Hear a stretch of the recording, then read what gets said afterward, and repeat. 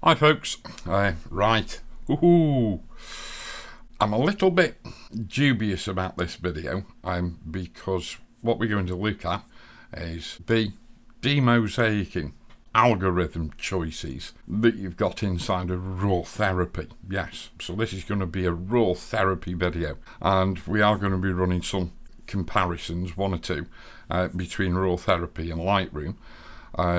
Not necessarily on this image that I've got in the background, but you know, I mean, you're going to see something that is perhaps a little more complex than you first imagine, and it's not just about Rawtherapee.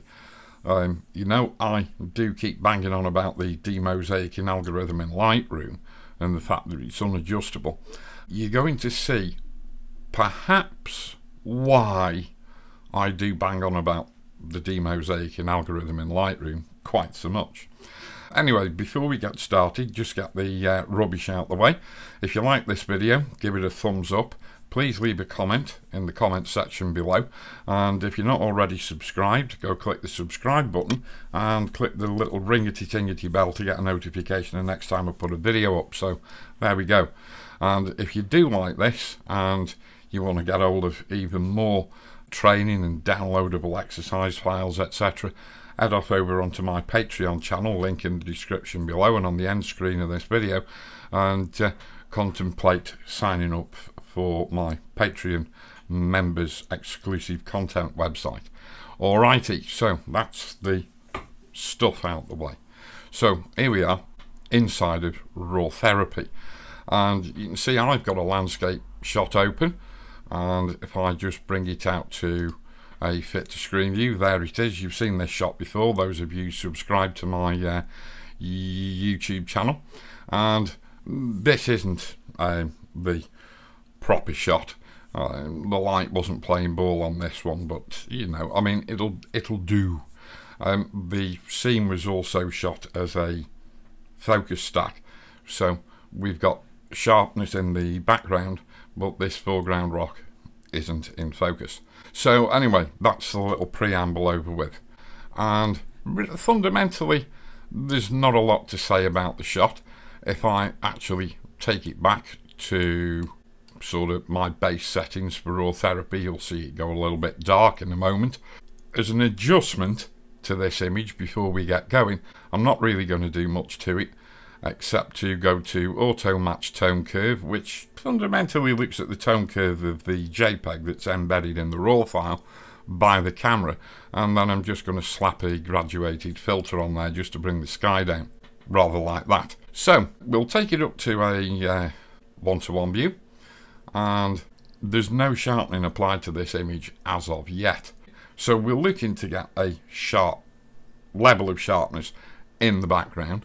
So we'll come over to the raw panel and we'll go and put the capture sharpening on, and now you can see that is super sharp by default. Notice the demosaicing algorithm, it's a maze, that's the anti-mazing and anti-zippering demosaicing algorithm that is actually the default demosaicing algorithm inside of Rawtherapee. And as you can see, with the capture sharpening on and that demosaicing algorithm, it's super crispy as opposed to the shot over in Lightroom. And you know, you see, watch all the landscape YouTube channels and they're all using Lightroom, and this is what they're doing. Yeah, so up to a point for most landscape photography you will find that Lightroom does a pretty good job, but if we come back over to Rawtherapee, you can see that the Rawtherapee default capture sharpening does actually sharpen the image a lot more than it does inside of Lightroom.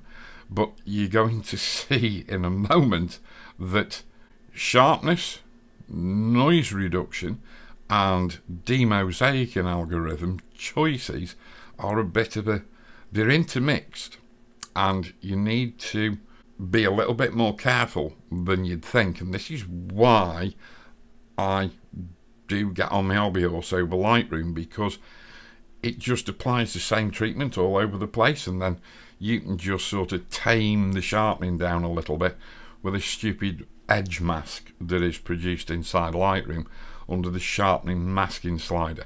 So, I mean, we do have a mask on this image inside of Rawtherapee as well, but it's automatically generated. But I'm just going to run through the various demosaicing algorithms and what I think are useful and what aren't.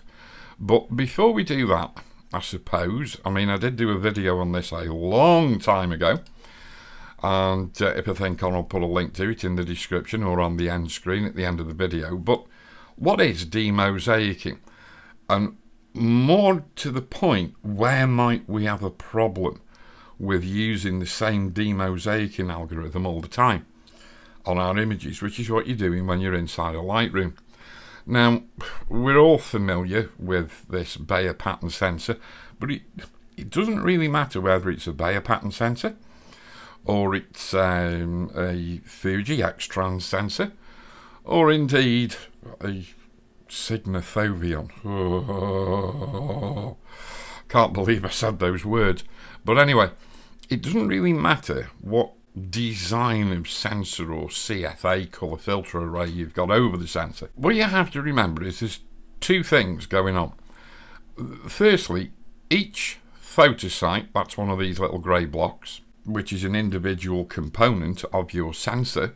These are the individual components of the sensor, and this is why bigger sensors don't let in more light, because light isn't per total area, it's per unit area. Yes, it is. And the unit area is the area of one photosite. So anybody you listen to on YouTube who tells you that bigger sensors let in more light, do yourself a favour and unsubscribe from them. Not before you've told them they're a complete and utter idiot. But more importantly, each one of these photosites is covered by a coloured sensor. It's either red, green or blue, and yes, we've got twice as many green sensitive photosites as we've got red or blue. But the only thing is, if we look at this photosite here, it's covered in a blue sensor. So the only data it's going to record is relevant to the blue channel. Because it's got a blue filter over it, it can't see red or green. Okay, so to then derive a full colour RGB image that we can see and display on our monitors, work on and then produce a print from, etc, etc, this photosite here under this blue filter has to have red values and green values made for it. Okay, they are literally invented, and the way they are invented sensibly is down to the demosaicing algorithm. Alright, now the demosaicing algorithm in Lightroom is fixed. The demosaicing algorithm you use on your images in the likes of Rawtherapee is variable. Yes, it is. So, hopefully, we don't need that anymore. But there's a very, very handy document on the internet for anybody who's got Rawtherapee. When you download Rawtherapee or you go to the Rawtherapee website, they do tell you to go and look at this. And it's called Rawpedia. And this is where I get all my knowledge from. Not that I've got much over Rawtherapee, or in Rawtherapee, or about Rawtherapee. I haven't. But if we come down to demosaicing, and we go and load it up, we can see that we have demosaicing methods: fast, mono, none, amaze, aliasing minimization and zipper elimination. Alrighty, so go and look up Rawpedia if you're using Rawtherapee. I hope it makes as much sense to you as it makes to me, which in some places is not a lot. So you do have to experiment and have a play, which is what you should all be doing irrespective of what software you use, because if you're shooting RAW, you can't screw a RAW file up. So if we now come back into Rawtherapee, my standard practice is to change from amaze to amaze plus BNG4. Alrighty. Now, the reason I do that will be more apparent when we look at another image of a totally different style. You see, the thing you've got to remember about landscape images is that usually from corner to corner, top to bottom, side to side, the majority of information in the image is in focus because we use wide angle lenses, boatloads of depth of field through narrow apertures, etc, etc. So for any given landscape, I would say at least 50% of the content of the frame is what you'd refer to as high frequency detail. High frequency detail is by its very nature an area of very rapidly changing contrast, and so that's how you see your detail changes in contrast between edges. So when it comes to high frequency detail, the Amaze algorithm is exceptionally good, and it will produce better demosaicing than Lightroom's default, well, Lightroom's only demosaicing algorithm. And I'm actually recommending that if you're shooting landscapes or you're doing a landscape development where a lot of the image is full of sharp high frequency detail, use Amaze plus VNG4. And the VNG4 bit, I can't really show you on this image, it's not going to show up very well. If you cast your mind back to the image I did the other day in the other video, the one of Gary's, I did switch from Amaze to Amaze plus VNG4 in that one. And I can't remember, did I say why? I'll tell you why. It's because VNG4 produces less noise, or less pre-sharpening, I should say, in areas of low frequency detail. In fact, it produces less all across the image, which when it comes to high frequency detail areas can sometimes be something of a major letdown. So when you've got an image such as this, landscape image, typical landscape image, Amaze plus VNG4 can work exceptionally well for you, especially in conjunction with not very much adjustment of the capture sharpening. So that's my tip for landscaping, but like I say, it's going to be very hard for me to show you on there. If I come over to the file browser and I go and load this eagle shot here, which is a completely different, can I use the phrase kettle of fish? An extremely different kettle of fish. There's very, very little in the way of depth of field. So even though the bird is full of high frequency detail, the areas of the bird that are not super sharp, that high frequency detail becomes lower frequency detail for the simple reason it's not in focus. So you've got a big, big potential for artifacting through not just sharpening, but through demosaicing as well. If I take this image, you can see I've got it in the Dcb demosaicing pattern at the minute, but I'm just going to switch it out to my base, which I have shown you how to make in a previous video, I think. If anybody wants to know how to make that sort of preset, then if I remember, I'll tack it onto the end of this video, or I'll put it in another one. So there we are, we're at the default Amaze demosaicing algorithm, and obviously this needs to be cranked up. What we'll do is we'll hit the auto match tone curve just to see where we are, and I'll sort of take some contrast out of it a little bit. Maybe I'll go and hit dynamic range compression, see what that does. There we go, that's a little bit too much. I'm going to come to this auto match tone curve, and you can see it's in the film like mode. We can go and put it in the standard mode, in which case that doesn't really make a lot of difference. We can go and put it in weighted standard, and that sort of drop the saturation down. But really and truly, I'm going to put it in luminance, and that will bring a little bit of saturation back up. And then I might just go and add a little bit of exposure compensation, just crank it up just a little tiny bit, maybe a third of a stop, rather like that. No, that's way too much. I'm going to turn that dynamic range compression off, and then just drop the contrast on it a little bit, I think, rather like that. And it'll do for the purposes of this demonstration, because remember, we're not on a processing demonstration. I'm illustrating something to you here. So I'm going to take this image up to 100%. You sort of get the head and the beak of the eagle central, and then we're going to blow it up to 200, 300, 400%. We might even go up to 5, 6, 7, 8. Let's just sort of pull it down a little bit so we can see what we're doing. This is with the Amaze demosaicing algorithm. Now, if we go over to Lightroom just for a quick second, and we go and pull up the exact same image, and we take this up to an 8:1 view, which would be an 800% magnification, and we scroll across. Now, if I take the sharpening off, because don't forget, over in Rawtherapee we've got no sharpening applied. So this is the default rendering of the image in Lightroom without any sharpening being applied to it.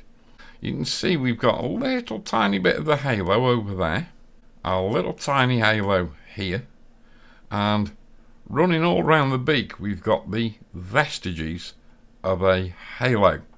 And if we come and look down the neck of the bird and along its chest, you probably won't be able to see this with video compression, but we've just got the vestiges of a halo coming in there. There's our eagle's head and a little bit of the eye inside of Lightroom with no sharpening being applied to it. If we now come back to Rawtherapee, you can see there's a world of difference. We haven't really got much of a halo showing on the inside of the beak, and we haven't got a halo showing anywhere around the outside of this upper mandible. And I knew I shouldn't have got rid of that demosaicing image. If I just go and find it again. So if I just come back to Rawtherapee, there we go. The underlying problem is that your photosites on your sensor are laid out in a grid pattern. So they're laid out in straight vertical and straight horizontal lines. Now, what can happen is that you get regular, continuous, smooth shapes that in places interfere with the pattern of the sensor, and you start to get demosaicing artifacts. If we hark back to Lightroom, we can't really see much in the way of demosaicing artifacting, except for these little white areas that are just round the outside of the beak and sitting in here and in there, and that little pattern there that you can see, and that there, so we're looking there and there, that is amazing, and it's just where the curve of that beak is sort of really jarring with the, if you like, the frequency of the sensor in terms of vertical and horizontal lines. It's just jarring a little bit, and so the demosaicing algorithm can't really work out what should be there. To illustrate different demosaicing algorithms, if I switch from Amaze to not Amaze plus VNG4, well, I'm not going to illustrate these double demosaicing algorithms yet. Your next available one is RCD, and I forget what RCD stands for, but you'll now notice that not a lot has changed. We switch it back to Amaze, happens quite quickly. We've just got some sort of random little lighter pixels round here, and as I say, we've got, this would be sort of staircasing, you could say, and then we've got a little bit of indistinct edge here, but all in all it's not looking too bad. But if we switch out to RCD, things just look ever so slightly different. Not by much at all. If we switch down to DCB, then things are still looking a little bit indistinct here, but fundamentally, the image is looking alright. Your big problem comes when you try and sharpen this image. So what we'll do is we'll just go and turn on the capture sharpening. There's the capture sharpening applied. If we now just sort of study what that looks like, alright, and then we go and switch back to the default Amaze demosaicing algorithm, and there we are, we're done. So Amaze isn't looking too bad at all on this particular shot. Let's just have a look at the eye as well. No, it doesn't look too bad at all. But if I switch back down to DCB, does it make any difference in the eye? Not really. But if I switch down to, don't use LMM SE or IGV, they are for supposedly super noisy images. AHD, EAHD, HPHD, I never use them. There is this other one though, VNG4. VNG4 has a big benefit in areas of low frequency detail. You can see we've got a very large degree of what you might call zippering here. It doesn't do well when you come to high contrast boundaries. It doesn't do well with high frequency detail, but it does do well in low frequency detail, because if I switch this back to Amaze, that blue sky has gone quite chunky. Alrighty. If we switch back to VNG4 very quickly, you'll see a lot of that chunkiness disappear. So VNG4 is exceptionally good for low frequency detail. Alright. Amaze is very good for high frequency detail. So we could go and put this in Amaze plus VNG4. Now you'll see the operations take slightly longer because the image is being double demosaiced. Just coming into the demosaicing panel itself, and I'll just shift this image across just a little bit so we can see what we're doing. Because I'm at such a high magnification, you will possibly be thinking, he's pixel peeping. Yeah, perhaps. But that's got slightly more relevance than you might think. You can see here that if I switch out from Amaze to DCB plus VNG4 and just wait for the changes to occur, there we go. We didn't really see, or I didn't spot where the changes were, so I'm just going to go back to Amaze plus VNG4. Yeah, there we go. The change in this particular shot comes here, around what you call the nares, that's G-N-A-R-E-S, nostrils in other words, of a bird. Yeah, people who subscribe to my Patreon channel get even more information than this. Some of them are actually thinking of becoming qualified veterinaries. Yes. Now, if you watch the dark area, can you see how we've got these little sort of tram lines going in that dark area? If I switch back out to DCB plus VNG4, you'll see those disappear. And there you go.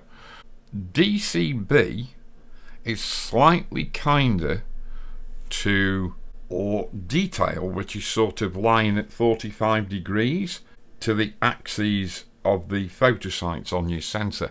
See, told you it was going to get more complicated, didn't I? And we ain't finished yet.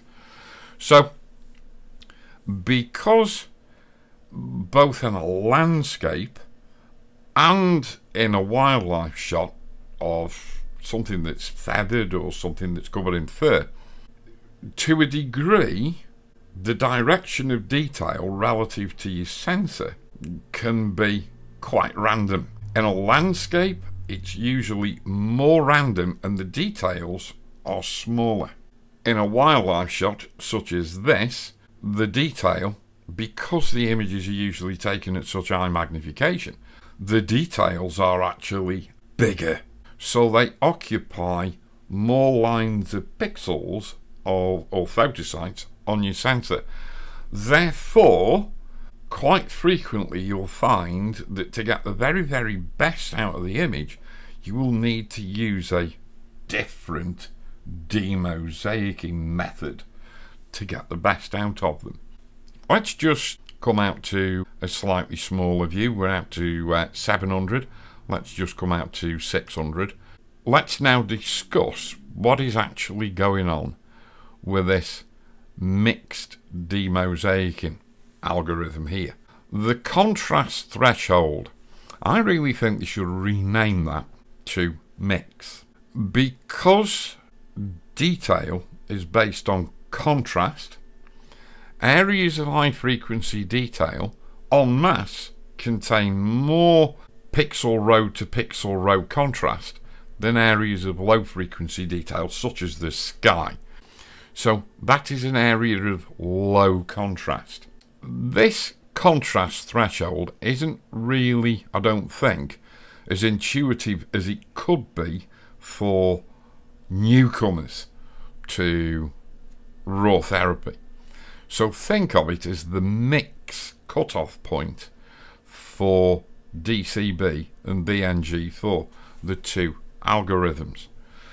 So if I turn the contrast threshold down to 0, then the only method that's being used for demosaicing this entire image is DCB. If I put the slider all the way over to the right to 100, you've only got to look at the beak and you think to yourself, I've seen that before. Yes, it's when we put the image in the VNG4 demosaicing algorithm. This is what VNG4 does to high frequency detail, makes it go spotty and a little bit smooth at the same time, but it really does smooth out areas of low frequency detail. So what Rawtherapee is doing, if I put a little check mark in that box there, it's going to run it again and it's going to come out with its own mix, and that's the mix: 9% DCB, 91% VNG4. We've got the sharpening turned on. If I turn the sharpening off, just so you can remember what that mix of demosaicing looks like, you can see it looks quite smooth. That is the 90% or 91% VNG4 kicking in. So it's making the image a lot smoother before you engage capture sharpening. So hopefully now you can see that because sharpening or capture sharpening and demosaicing are variable, but they are very, very, very intertwined and interdependent upon each other. You really do, to get the very best out of your images, you need to have separate control over both entities. And this image doesn't really need it, it's only ISO 640, but I mean, if you're talking about an image shot at sort of 4,000–5,000 ISO under not very good lighting conditions, you've actually got a third component to run with there, which is noise. So, you know, I mean, things are a lot more complex if you want to get the very, very best out of your images than you might at first suspect. So, my favoured demosaicing method for the majority of this sort of wildlife photography, bird in flight photography, especially where I've got them against a blue sky, DCB plus BNG4 at its automatic mix rate, as defined by Rawtherapee, is the very, very best starting place. And then I can play with the capture sharpening and maybe the noise if I have to. I don't really need to play with the noise on this particular image. The other thing is that quite often you will get a demosaicing algorithm that will generate odd colours in certain areas, and we have these false colour suppression steps on every demosaicing algorithm, pretty much, at least as far as I'm aware, inside of Rawtherapee. Do we need to add any false colour suppression steps? We've got this green in this catch light in the eagle's eye. If I go and add a false colour suppression step, now you can see that green has gone away. I'll do it for you again. I'll take it out, and now you can see it's gone quite green. If I just add one false colour suppression step, a lot of that green goes away.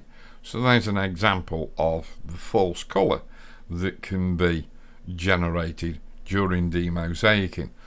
And because you haven't got any of these variables in Lightroom, you should be able to work it out now in your head that basically Lightroom adopts a good average of all sorts of values within its demosaicing algorithm to come up with one that'll be just about good enough for the majority of images. If that suits you, then stay with Lightroom.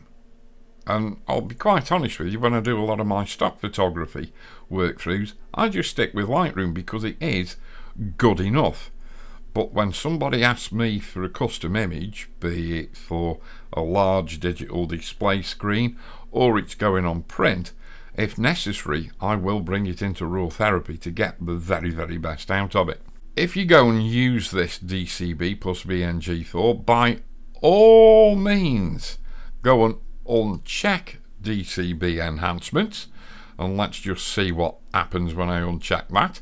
Not a lot, not really, but now you can see I have got a lot of zippering in this nasal cavity here of the eagle, a lot of zippering, and as soon as I've got it there, I'm going to have it in all sorts of other places, and you can see the Dcb Enhancements being turned off is now allowing for some of this speckling to come through, which is partly down to having the Dcb Enhancements turned off and also partly down to the underlying VNG4 algorithm as well.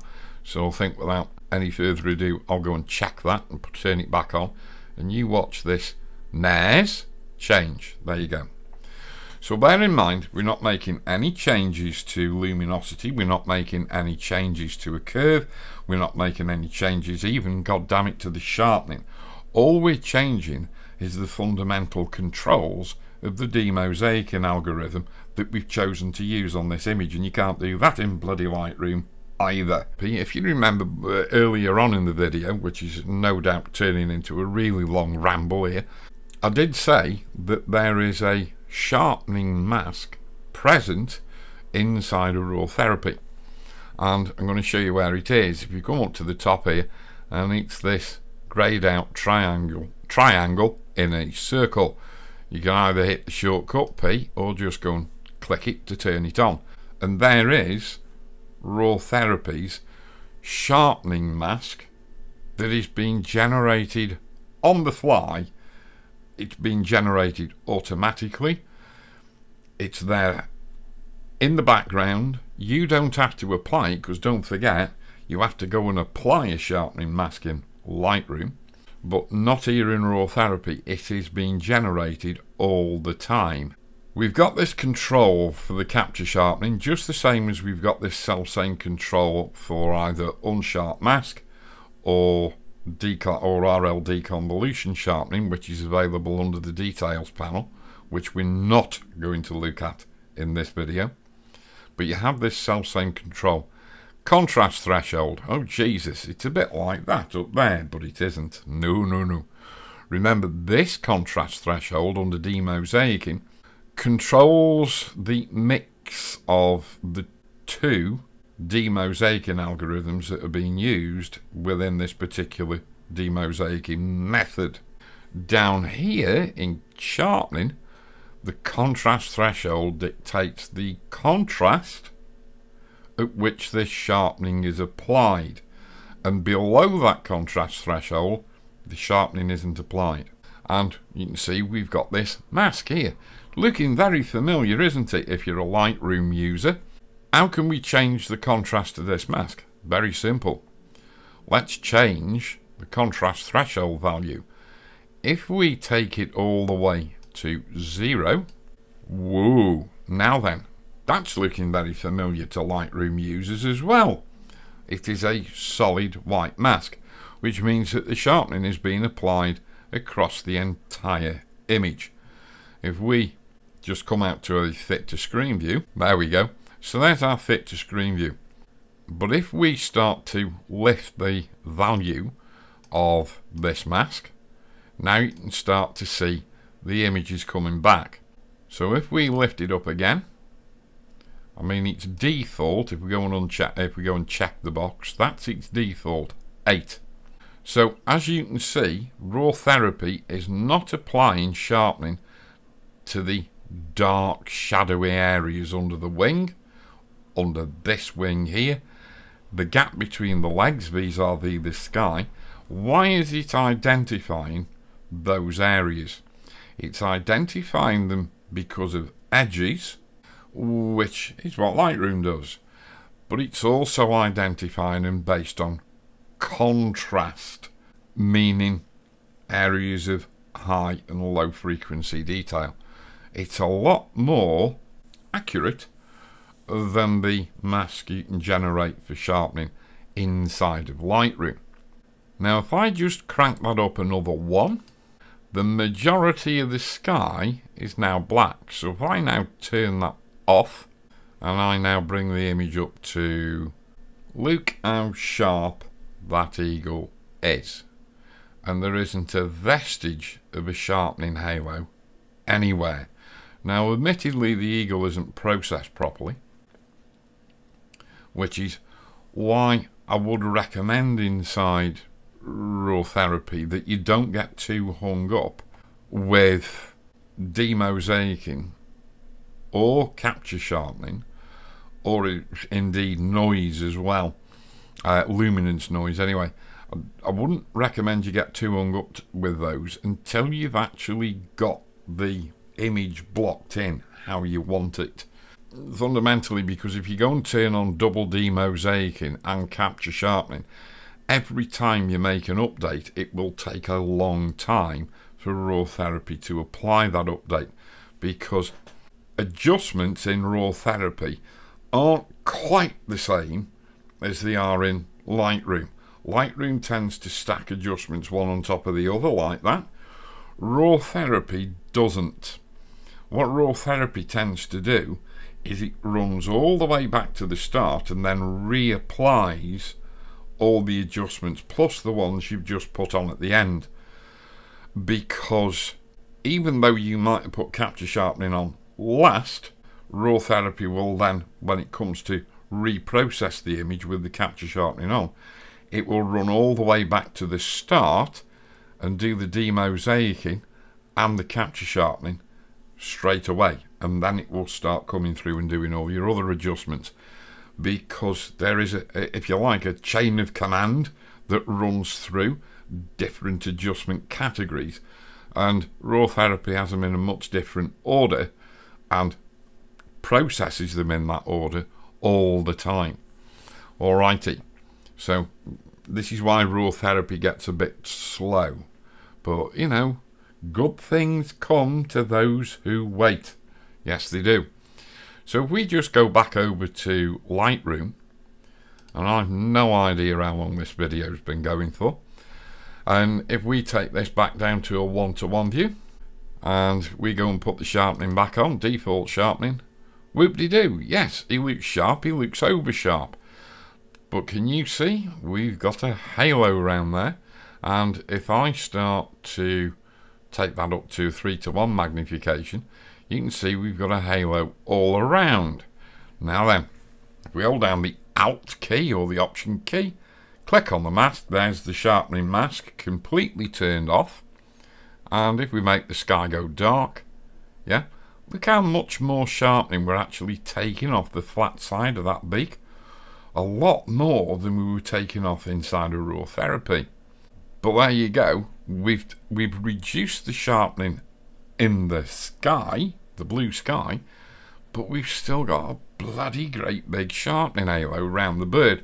We can go for an ultra low radius and an ultra low detail position on the slider, and that is sharpening done at its maximum halo suppression. So always remember, you've only got 2 positions for capture sharpening, because don't forget that's what this is, capture sharpening on a raw file in Lightroom.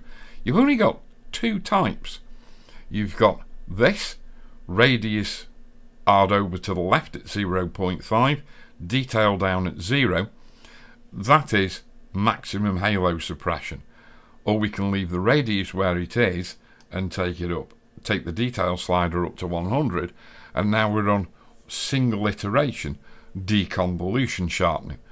So those are the two capture sharpening methods that you've got, and every position in between, if we take it back to its default, is just a mix of deconvolution and maximum halo suppression, and it doesn't always work. And where I find most people find it a bit of a problem is when they allow landscape exposures to have this algorithm applied, which, don't forget, I've told you before, contains quite a bit of pre-sharpening, a lot more than all of the algorithms inside of Rawtherapee. So that creates halos in itself, and then this sharpening creates halos, or exacerbates or exaggerates those halos. And so when people try to do exposure blends, or when they try and work with images such as this, and they try and make adjustments to the sky, you get these weird outlines sometimes, and it's fundamentally because Lightroom is actually creating halos which are started for the most part inside the demosaicing algorithm. So it doesn't matter how you cut it, this image will look acceptable, especially if we turn the sharpening down a little bit and then turn the radius down a little bit. That'll look okay. That's sort of the best we can do on this image inside of Lightroom, but over in Rawtherapee it looks epically sharp, and we've got no demosaicing artifacts and no halos. I will do another video on the demosaicing algorithms inside of Rawtherapee, but what I want you to do is, if you've watched this, just scratch your head and then ask me questions below, because I need to cut this short, because it will just go rambling on and on and on, and it'll be mega long even for me.